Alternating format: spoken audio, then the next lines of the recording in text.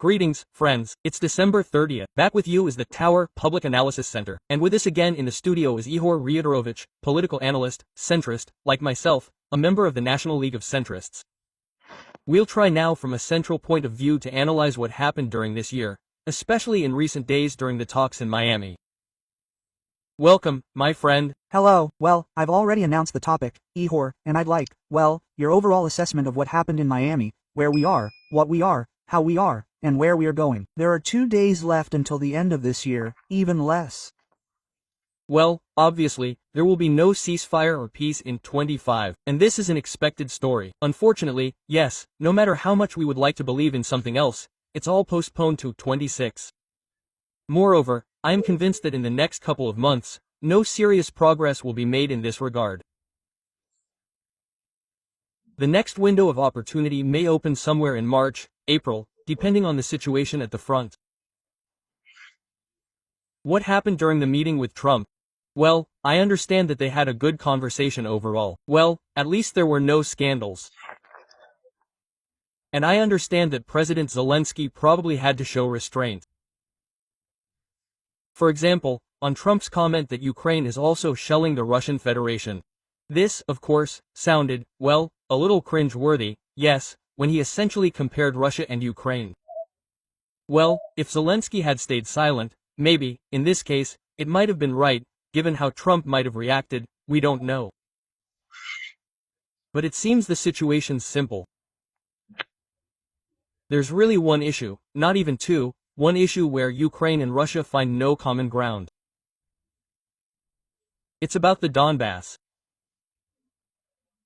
I won't single out the Zaporizhia plant, cause I think a compromise is possible, if they want. It's easier than Donbass. But on Donbass, the situation's a total dead end. And Donald Trump decided to wait again. Maybe it'll resolve itself, maybe things will change, and he'll just drift along. They'll form groups, or maybe not, after these Russian claims about an attack on Putin's residence, and so on. It's just funny. This morning, Russian media, both opposition and others, reported locals saying, "We heard and saw nothing." They said, if something flew, we'd hear it, cause there's air defense everywhere, it's all protected. Anyway, it's a very interesting comms case. If we could spin it well, and Trump saw he was fooled, maybe it'd help us. But whether we can spin it, I don't know yet. Zelensky called some European leaders yesterday, which was good, but maybe he could have pushed harder, so they, in turn, could have said hi to Trump. Can I ask you a question, Ihor? Why do you think this story came out, about the alleged shelling of Putin's residence? We started talking before we started recording. I'll say this for the viewers. I also don't believe that shelling happened, but it seems to me, excuse me for saying so, that today the Russian side has effectively admitted that Europe and Ukraine have brought Trump closer to them in the negotiation process than Moscow has. And they decided to launch this story to convince Trump of something. So it's not a question of whether they shot or not. But with our position, again, in these negotiations, we said no, that's it, and we won't move any further. We've staked out this issue. That is, we've brought the situation closer to a point where it's become more advantageous for us, and we've decided to push harder. Yeah, it also seems to me that, well, we basically have one position. It already has minimal, well, how can I put it, I don't know, compromises, let's call it that. Zelensky, by the way, later detailed it in an interview. What exactly? Well, the position is that we only agree, for example, to some kind of referendum, no one will withdraw troops anywhere. That's a tough option, or the option that the Russians simply agree without a referendum, they withdraw, we withdraw. And I think the Russians launched this fake because they really didn't like how the talks between Ukraine, the US, and Europe were going. That Trump's position is such that we've really agreed on 90%. And I, by the way, think that's how it is in reality. Roughly speaking, the whole plan is divided into 2 parts. 19 points agreed and 1 point not agreed. Well, a key one, so to speak. And when Russia saw that Ukraine had still demonstrated some desire for compromise, because the story there with the referendum and so on, that's a story about compromises, yes, to some extent. And the Russian Federation doesn't agree to this, for example, so the Russians decided, well, we need to disrupt the negotiations here somehow, or drag out the negotiations, or blame Ukraine for something. Well, Lavrov said, he says, we are not withdrawing from the negotiations. Yes. Well, they just want to, well, kind of turn them upside down again, yes, that is, to return to the idea that, well, is important to them, yes. And they are launching such a fake, hoping that it should somehow influence Trump. And, judging by everything, initially it influenced Trump to some extent. Well, sorry Igor, it looked very strange. I apologize for commenting. When Trump says, I hear it for the first time, and then, oh, yeah, I remembered, sorry, I remembered, yes, Putin told me, something was flying. Go ahead, quote. Yeah, it looked kinda funny, and they were really laying on the sarcasm. Even Trump's own reporters were like, do you even think that, well, Russia's just lying, yeah, and they just made this up? And in that sense, it just looks, well, kinda cringy, you know? But they gave it a shot. And here's the thing, even if Trump knows it's BS, and his people will tell him, Trump won't admit it publicly. He'll just act like it's old news, we're moving on. But we gotta be ready, 'cause the Russians will cook up more stuff. Expect some provocations. They'll try to push this terrorist regime thing, terrorism and all that. So, yeah, they're worried. And I think they're seriously worried, 'cause this fake was so rushed, it doesn't even match their own defense ministry's reports.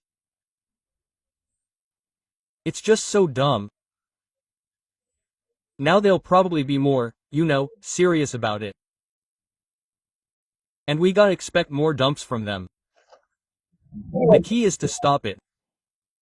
Igor, this fake attack on Putin's residence, is it about changing the deal, like Lavrov said? Or is it about quitting talks? Though Lavrov did say they're not quitting. So, trust the Russians, not ourselves? So, what do you think this is about? I mean, them not being able to say we're quitting talks now. Look, based on what? Some drones hit Putin's residence. Even formally, if it were true, 2 nations are at war. 2 nations at war. It's not civilian infrastructure. It's the enemy's commander-in-chief, the guy who started the war. Even if it happened, it's not escalation or anything. Besides, Russians hit government buildings in Ukraine. Our cabinet got hit. Not to mention regional administrations. Massive hits. Kharkiv, Mykolaiv, Kherson. Massive strikes. So, they can't fully quit, 'cause they know if they do, there's no real reason. Like it or not, Trump have to react. Trump doesn't want to, but he would have to, 'cause if Russia quits, Trump needs answers, but there aren't any, so they play their game. We're not quitting. We had deals, they're using Trump again. Concord deals, we talked, agreed. No one knows what those deals were. It's a weird story. Schrodinger's deals, they exist and don't. No one comments. And they're putting Trump in a very, well, awkward spot, because Trump, I think, is uneasy with this. Why won't he put the Russians in their place? That's the key question. So, what do you think? Why does it look like this with him now? I think he just, doesn't know, if he tries that, how he'll have to pressure the Russians. Though he has options, like, tons. Let's be honest. When Rubio says we've exhausted almost all options to influence Russia, well, it's funny, 'cause they've only used like 10% max on oil.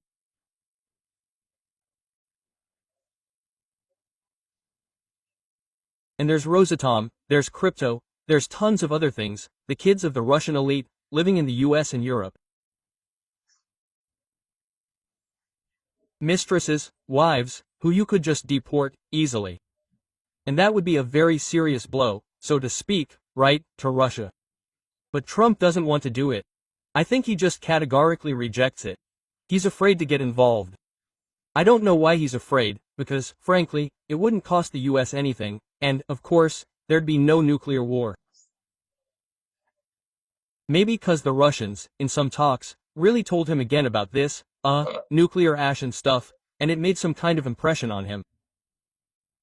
And, by the way, that's the key problem with the current stage of negotiations. If at the start of Trump's term, Putin feared Trump's unpredictability, now he's stopped fearing him at all. And that's the main problem. Well, I think he's not afraid. He thinks he can keep manipulating him diplomatically and get away with it. That's why they were really surprised once, and said so officially, that we talked everything over, then bam, sanctions. Like, how's that? We agreed on everything. That was a surprise to them. There was a statement, remember, when they imposed certain sanctions and the Russians officially released a statement. Lavrov, Peskov, Yushakov, they officially commented, how could this be? We talked so nicely and then bam, this unpleasant thing happened. But they brushed it aside and moved on. Two factors influencing the talks now, I think, are Russia and Europe. We've discussed Russia to some extent. Of course, we could talk about it for a long time, but everyone understands who the Russians are and what they want. They don't want maximalist gains from these deals and freezing the war, in my opinion. That's obvious, because remember, friends, again, these negotiations were initiated not by the Americans, but by the Russians through the Americans. What role did Europe play or not play? Because there's another factor that significantly affects the negotiations. It's internal Ukrainian politics. Because right now, it feels like they're just sitting quietly, like kids on a bench, you know, they put them in the gym, said, watch, the teacher's gonna show you how to throw the ball in the basketball hoop, and you just watch. That's how these Europeans are, just sitting and watching. Have they already played their part in these talks, or will they show up somewhere down the line? No, I don't think they ever left. They were just, above the surface.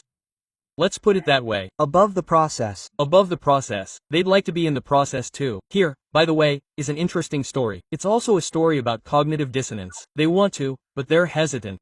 On the one hand, they'd like to be actively involved.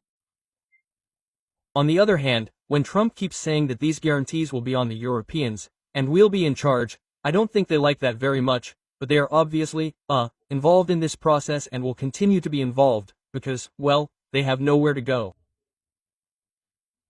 No matter how much they don't want to, they have to think about it, because if the situation goes the worst way, they'll be the ones on the front lines, not Trump.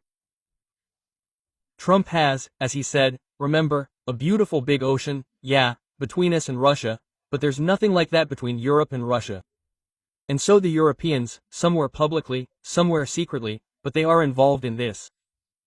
Look, even after the meeting with Trump, they talked to the Europeans for an hour.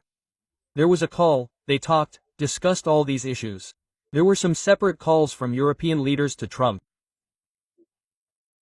So, they're still in the loop, they're part of the process. Yeah, they're not, I would say, an institutionalized party, meaning that there's always a representative from Europe at every meeting, but they are, well, they're in the process, they're present.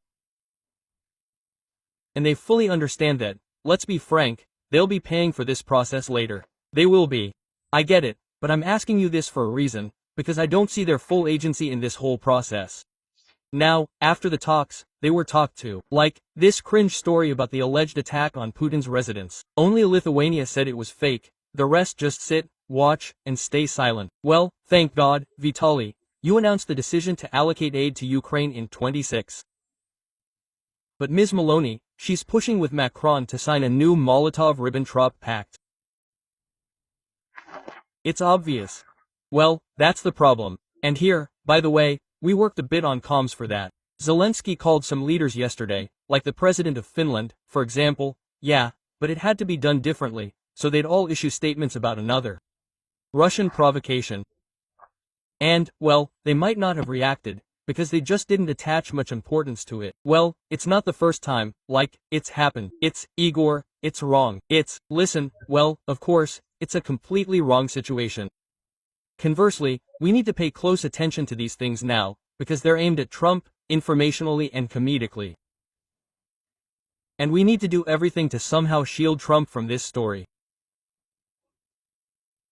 But if the Europeans fell asleep, let's put it that way, well, we have to give them a little kick in the pants, right, to remind them to wake up. I honestly didn't really understand why we didn't pay attention to this. Why? Why did we have Zelensky's correct comment, made immediately and actively, comments from all our services that deal with countering disinformation? That is, on the domestic front, it was done beautifully, correctly, official statements published, but why didn't we raise Europe up with this? Well, for me, the answer, maybe it didn't rise, maybe we, well, I think not. Listen, what would it have cost them? By and large, nothing. Don't they know that Russia likes to provoke and make some, well, blatant disinformation dumps? They know about it.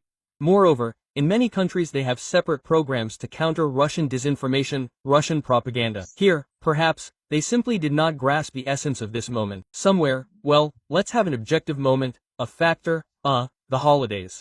Well, in essence, the Christmas holidays. And that's why I say that they needed to be pushed a little bit, so that at least one or two leaders of leading countries would make some statements. It would have been enough to write somewhere in X, so to speak, to criticize Donald Trump. So, it's a hot topic. Well, I hope maybe someone asks Zelensky why this happened, and did we even try to push them? 'Cause if it turns out, like you say, we asked and they didn't, then questions arise. I still doubt they'd ignore a request from us. I think they just thought it was more Russian BS, not worth the time. But with Trump, everything matters, 'cause he's moody. First he didn't hear, then he did. It's a cringe story. I didn't give them tomahawks. Like, if he gave us tomahawks and we struck without US consent, that's impossible. He gets that, right? Trump just showed, again, a low level of knowledge about global politics and how things work. Ihor, tell me, one more thing that really impacts talks, internal politics. How much will that shape Zelensky's stance? 'Cause we know the president makes all the calls. We can deny it, say people have sway. But frankly, no, it's war. And that's how it is by law. I mean the scandal that broke recently about bribing MPs to vote. Yesterday, SAP released info on how much, where, who got paid. Well, they didn't name names, but they're saying amounts. From $2 to $20,000 per vote, payments were made every Thursday at the start of the month. Based on the results, they say, of work, in quotes, for the previous month. It looks really, really scary when all these things are published. I remember that before the full-scale invasion, some journalists said that the servants of the people were selling themselves very cheaply. The party of regions sold themselves expensively, that was great. Well, that also looked very, very primitive. How do you think Trump is reacting to this, because he hasn't made any comment on it? Did this weaken our position, or strengthen it, because Fox journalists asked Zelensky this question? He said, well, there are anti-corruption bodies that are working, let them work, I don't touch them. And some contributors of ours, including in my Telegram channel, write, Nabu is acting in Putin's interests. No, well listen, these theories about whose interests, Putin's or the United States, well, excuse me, Ukrainians think a little about. I understand, but look, this position is very often not that of Ukrainians as such, but some opinion leader throws in this thesis and then this thesis starts to live its own life.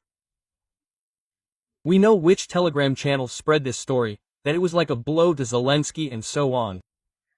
But let's make one simple comparison. When there was the story even with Minchgate, they also said that it was a blow to the president, it was specially done in the context of negotiations and so on. But in fact, it didn't really affect Zelensky. What's more, by releasing their so-called peace plan, which turned out to be Dmitry Vidov's plan, yeah, they actually gave Zelensky extra credit. His approval rating actually went up because of it. So, the story with these searches that were there in the Verkhovna Rada, it seems to me, it will be quite distant from the president. And the fact that Zelensky's name is not mentioned in this context at all, that's also a telling story. A telling story, unlike even Mind is Hate. And I don't think Zelensky's name will appear there at all. I mean, well, it's like, deputies. Therefore, his logic of the president's position, it is clear. There are anti-corruption bodies. If they have any questions for the people's deputies without names, yeah, because there are different people there, then let them ask these questions. We have courts, let the courts work. One thing, sorry, it's very convenient, but there's no political responsibility here. Look, no, I'll finish now. But still there will be two consequences. The first consequence, it's like this, let's say, theoretical and practical. The theoretical is this political responsibility that you are talking about the fact that these people, they came, all the people in the servant of the people, well, it's a fact, they came in Zelensky's name. Yes, there were people who were known even before the elections, who had a certain status, a certain reputation, but there were very few of them, very few. And in principle, they all came on this flag, which was carried in front of them by the then current president of Ukraine Zelensky. I'll tell you my opinion, all of them, all of them, yeah. I'm saying, there are people there who differ, of course, yeah, they're from a certain background, but they still became deputies because of the Zelensky team and so on. It's a well-known story. By the way, what's interesting is I've spoken to some of these people. They admit it privately, they don't deny it publicly. They say, yeah, it happened because we used the Zelensky brand, but it's just politics, normal politics, right?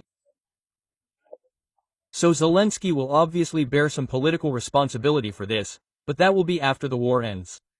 Right now, by and large, it won't affect him much because, well, there are more important problems. But when the war ends, they'll remember all this and remember it big time, I don't know how much.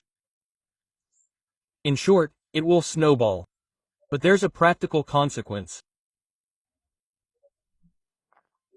I'm now far from certain that these investigations will end there, and something tells me that many more names will surface, because it's unlikely to be just 5 deputies who took money for votes and influenced something. They couldn't influence anything. It must be about a very large number of elected officials. So, now questions arise about the parliament's ability to function at all. And here are 2 points. How will this work?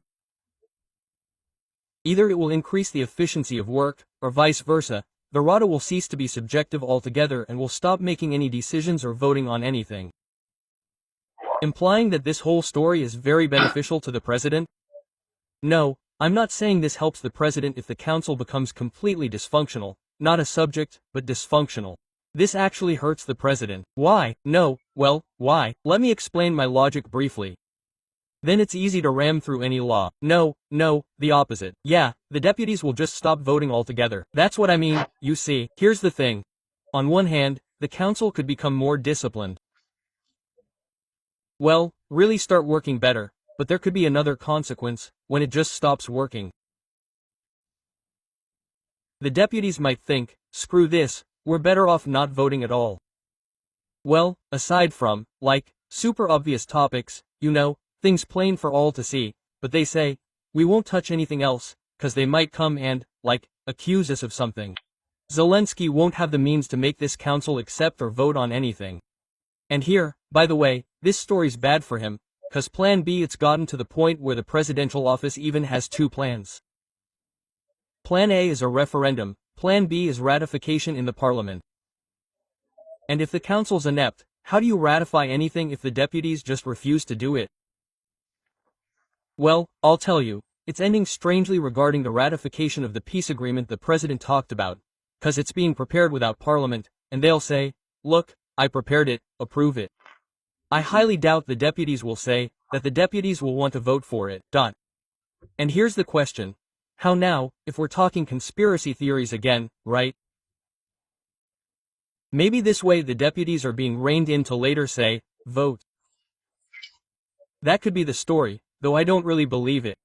So for Zelensky, of course, this will have consequences, but not as big as some hoped, right? I mean, he got out of Minjgate with minimal losses so far thanks to the Americans. I'll be frank, thanks to the Americans, who saved Zelensky by publishing the first plan, which was totally unacceptable to Ukraine. And that allowed Zelensky to return to the agenda where he feels pretty confident. He's public, handsome, defends our nation's cause. The way he says, "This isn't my land, it's Ukraine's. How can we give it up?" Quote, "How can you not back the president, right, on that?" We all agree, he speaks the truth, you see. So this whole thing's becoming a side story, kind of.